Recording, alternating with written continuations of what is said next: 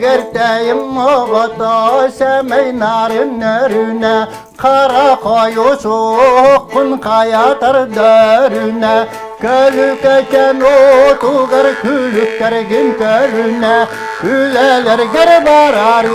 yere köte turargın Alastıla boğalamın argı yargı yüremin Ete kara soğukun imeriyen larbını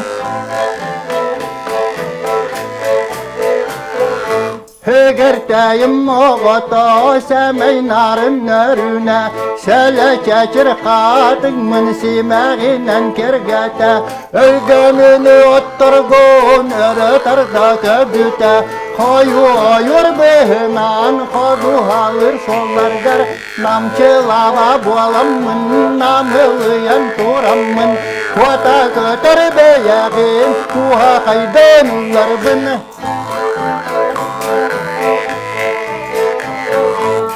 Gerteyim oğata semey narın nörüne Günü sattı sucanın küşte gülen beğer Süren tımlı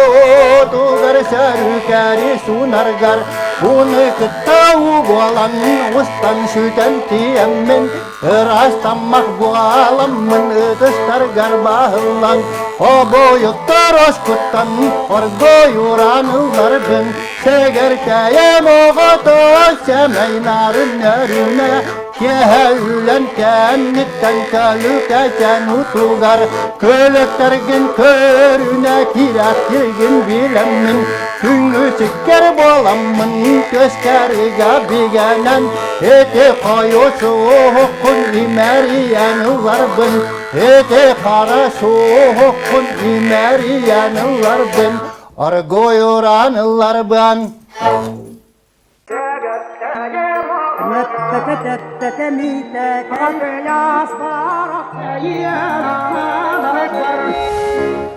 Саха народын тапталлары хыта мелодиха народный артист Кристопер Максимов олонко бир сүрүн тутула бола хыджар дегерен реаниматын баян музыкатынан догухаллан төрөбүт сакатын народугар белектебит улахан үтөлөк. Бүгүнгү кемге саха народун бары жана көлөнөтүттен тутула хуак кинай бут төс сүчөкө ырытын ыллылар тояллар оннеккен эйгега тахараллар. Кристопер Трофимович Максимов айбыт үлете кини ырылара саха народа барын тухары кенни тархана онна бу народ кен туттута бола туруага.